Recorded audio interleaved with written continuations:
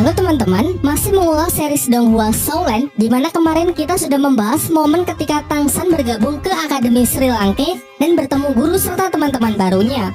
Jadi bagi kalian yang belum menonton bagian pertama dan keduanya, saya menyarankan untuk menontonnya terlebih dahulu agar tidak gagal paham dalam mengikuti pembahasan kali ini.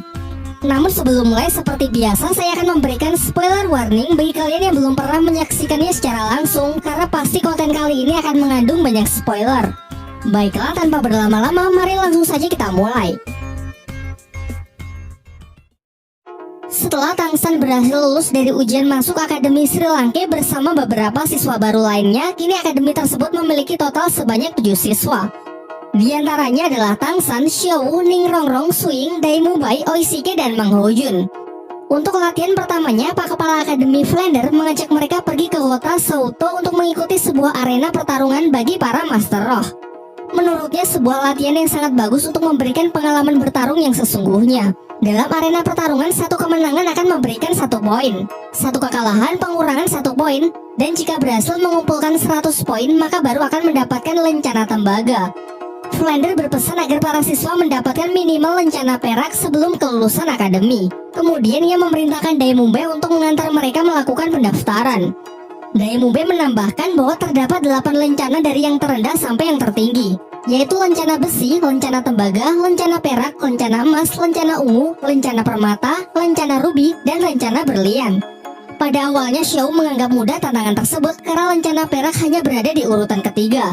Namun Dai Mubai membantah hal tersebut karena sejak dulu saat ia masih berada di level 29 sampai sekarang, tercatat ia hanya menang sebanyak 29 kali dan kalah 27 kali. Jadi selama ini ia hanya berhasil mengumpulkan total 2 poin saja.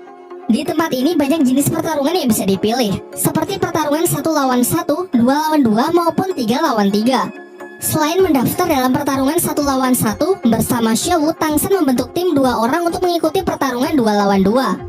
Singkat cerita, setelah mendaftar, Xiaowu menjadi yang pertama kali maju melawan seorang pria besar berotot yang sepertinya sangat kuat. Jelas pada awalnya dengan tubuhnya yang mungil, semua penonton meremehkannya. Namun Xiaowu di luar dugaan ternyata dengan mudah bisa mengalahkan lawannya tersebut.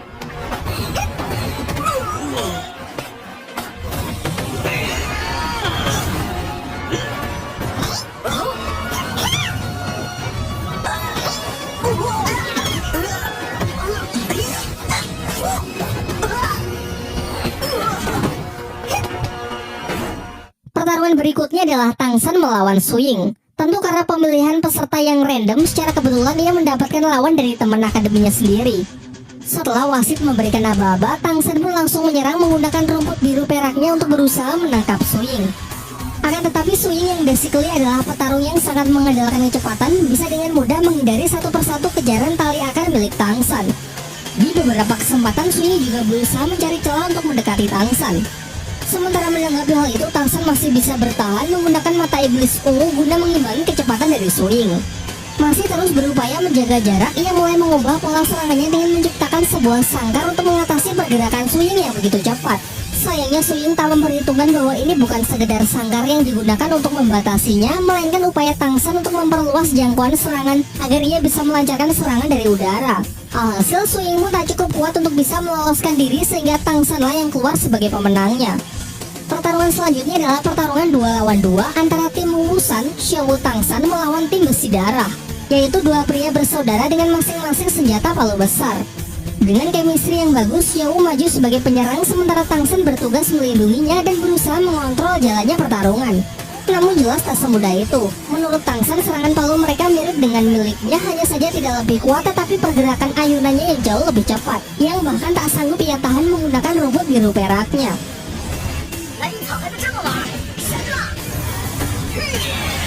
Namun ternyata serangan-serangan Tang San ia gunakan untuk menyebarkan benih dari skill keduanya, yaitu rotan hantu. Tumbuhan parasit tersebut dapat mengikat lawan dan menyebarkan racun untuk membatasi pergerakan mereka. Pertarungan masih berlanjut. Secara kompak mereka menggunakan skill ketiganya, yaitu lemparan palu kembar yang dapat melacak dan mengejar targetnya. Tang San yang berusaha menyelamatkan Xiaowu tak cukup kuat sehingga ia terpental jatuh. Hal ini membuat Xiaowu sangat emosi dan langsung menyerang mereka dengan senjata jarum rahasia yang bisa membunuh lawannya dalam sekejap.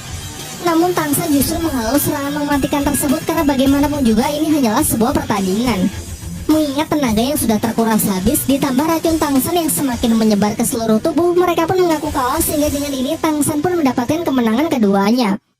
Sekembalinya ke akademi, Daimumbe terlibat cekcok dengan putri klan Cahaya Kibau yakni Ning Rongrong. Terdengar sikap angkuh Ning Rongrong yang terus-menerus memprovokasinya dan merendahkan akademi Sri Lanka. Hal ini membuat Daimumbe sangat kesal dan emosi sehingga ia terpaksa menggunakan cara kekerasan tanpa memperdulikan status Ning Rongrong. Beruntung seketika itu juga Tangsan datang dan berhasil menenangkannya. Namun kejadian itu tak membuat Ning Rongrong jera dan justru meminta Tangsan agar membantunya menghabisi Daimumbe dengan imbalan 100.000 koin emas. Jelas Tangsan menolaknya. Ia menjelaskan bahwa tak semua masalah bisa diselesaikan dengan uang dan kekuatan. Ia pun menyarankan agar Ning Rongrong keluar saja dari akademi karena menurutnya tempat ini sama sekali tidak cocok untuk Ning Rongrong. Bahkan Oishiki yang jelas-jelas menyukai Ning Rongrong pun juga berpikiran sama. Ia lantas menyarankan supaya Ning Rongrong pergi karena mustahil di sini ia bisa mendapatkan teman dengan sikap yang sedemikian angkuh. Keesokan harinya semua murid kembali dikumpulkan untuk menerima latihan. Namun Oishiki yang datang terlambat memasang wajah yang begitu gembira karena ternyata pagi ini ia telah mencapai level 30. Semuanya pun mengucapkan selamat. Pak Kepala Akademi Flander memerintahkan semua murid besok pergi ke hutan Shindu, versi lain dari hutan berburu, untuk membantu mencarikan cincin siluman roh ketiga untuk Oishiki, di bawah bimbingan dari Guru Zhao.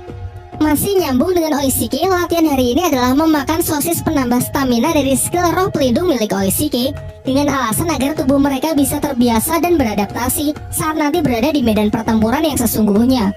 Diperlihatkan semuanya merasa jijik dan tidak menyukainya. Namun di luar dugaan, Ning Rongrong secara sukarela maju untuk menjadi murid pertama yang akan melakukannya. Ternyata ucapan dari Tangsan dan Oishiki sebelumnya cukup membuatnya merenung semalaman dan menyesali sikap angkuhnya selama ini. Besoknya Guru Zhao menghampiri semua murid yang sudah menunggunya untuk pergi ke hutan Shindu dalam rangka mencarikan cincin siluman roh ketiga untuk Oishiki. Ia kemudian meminta Daimumbe agar menjadi ketua tim dalam misi tersebut.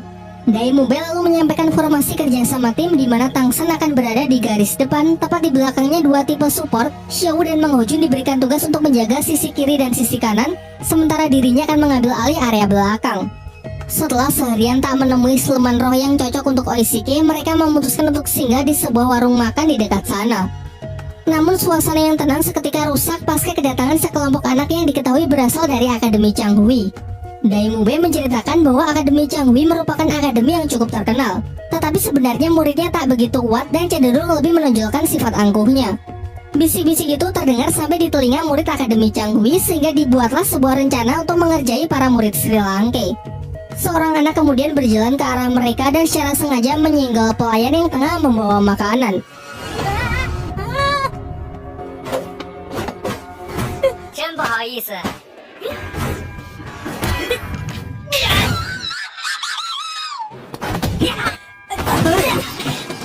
Menyaksikan hal itu, semua murid pun dibuat emosi dan menanyakan mereka ini sebenarnya berasal dari akademi mana. Namun Daimumbe justru meledek mereka dengan mengatakan bahwa kalian tidak layak untuk mengetahuinya. Jelas hal itu membuat mereka semakin marah dan serentak maju untuk menyerang. Sementara pihak Daimumbe cukup Xiao sajalah yang turun tangan memberi pelajaran mereka semua.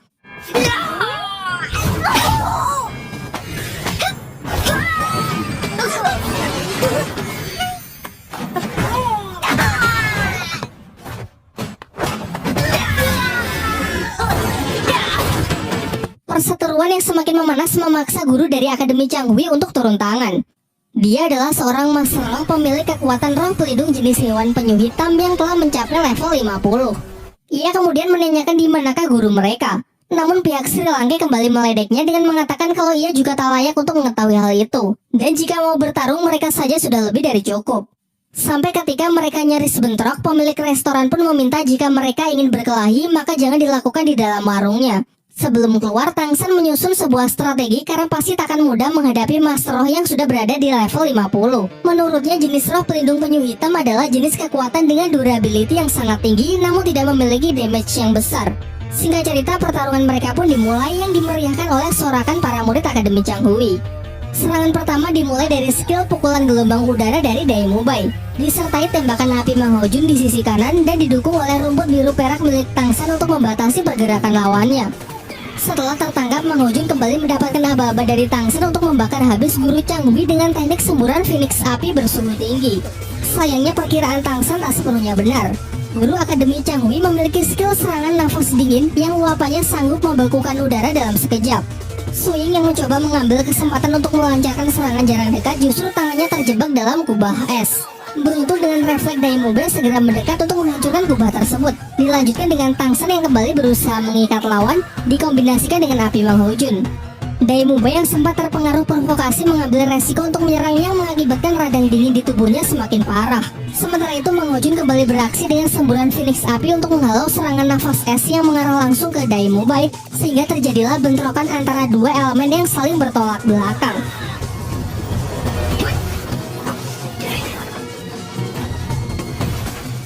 Saat pertarungan telah mencapai puncaknya, Guru Zhou datang menyela dan menyuruh semua siswanya agar segera kembali ke penginapan.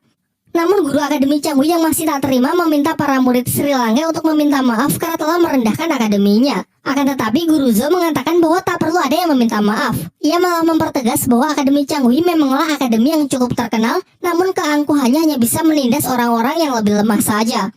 Pertarungan pun kembali dilanjutkan dengan Guru Zhou yang menggantikan para murid Akademi Sri Lanka.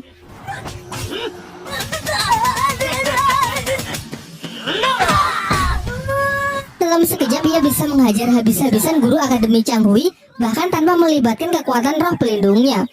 Setelah pertarungan itu, Guru Zhou kembali menemui para muridnya dan mengatakan bahwa nanti ia akan memberikan latihan spesial untuk menghadapi sampah seperti itu. Di pagi harinya, di bawah bimbingan dari Guru Zhou, para murid Akademi Sri Lanka diajak jauh masuk ke dalam hutan Sindhu. Ia menjelaskan bahwa hutan Sindhu berbeda dari hutan-hutan yang dipelihara oleh kebanyakan kerajaan karena hutan ini masih sangat liar dan siluman-siluman roh yang ada juga sangatlah buas. Ia menyarankan kepada semuanya agar tetap berada di dekatnya dan tidak mengusik siluman roh tanpa perintahnya jika tidak ingin mati sia-sia, terutama Oishike dan Ning Rongrong. Ketika Dai Mu Bei memimpin dan membukakan jalan, Tang San menyarankan agar tak sembarangan membunuh siluman roh muda agar ekosistem tetap terjaga. Di samping itu, bau darah yang ditinggalkan bisa memicu kedatangan siluman roh yang jauh lebih kuat. Setelah cukup lama mencari, mereka akhirnya merasakan hawa keberadaan dari seekor siluman roh yang cukup kuat. Su Ying pun diperintahkan untuk memeriksanya dan berhasil mendapati seekor siluman roh berjenis burung terbang berusia 1500 tahun yang akan sangat cocok digunakan sebagai cincin roh ketiga Oishike. Lantas mereka pun bekerja sama untuk memburu makhluk tersebut. Berdasarkan analisis Tang San, siluman ini tak memiliki serangan fisik yang terlalu kuat. Ia hanya mengandalkan kecepatan tinggi untuk menangkap mangsa lalu melilitnya. Cara paling efektif untuk memburunya adalah dengan menekannya menggunakan Phoenix api Mang Ho Jun, sementara yang lain bersiap untuk menutup jalan agar siluman tidak bisa melarikan diri. Guru Zhou lalu menyerahkan tim di bawah kepemimpinan Tang San karena luasnya pengetahuan mengenai kekuatan dan kelemahan siluman roh. Perburuan berlangsung cukup sengit. Su Ying dan Dai Mu Bei yang diperkuat dengan skill Ning Rongrong berhasil menekan siluman roh tersebut. Siluman yang ingin melarikan diri melalui jalur udara pun juga berhasil dicegah oleh Tang San menggunakan sangkar tumbuhan yang sangat besar. Namun saat Oishike hendak mengeksekusinya, ular itu melepaskan serangan yang beruntung berhasil dibelokkan oleh Tang San. Setelah jatuh ke darat, langsung disambut oleh sambaran api Mang Ho Jun, dilanjutkan dengan serangan beruntun dari Guru Zhou yang mampu melumpuhkannya.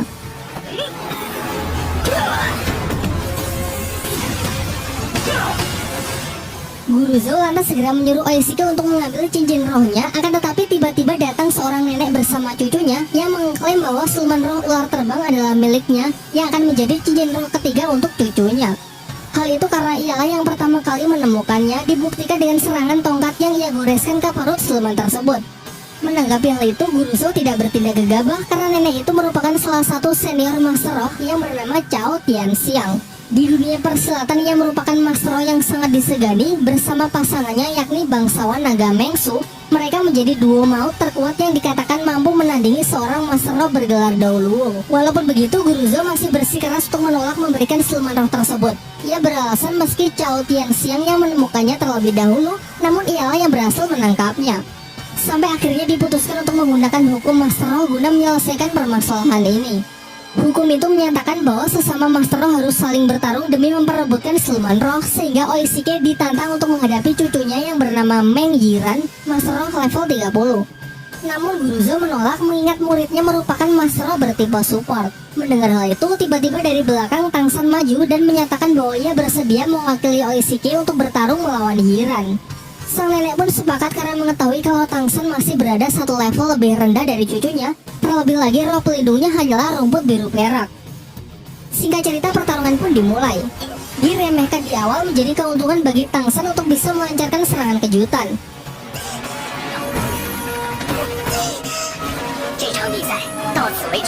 Namun Yiran ternyata juga tidak selemah itu.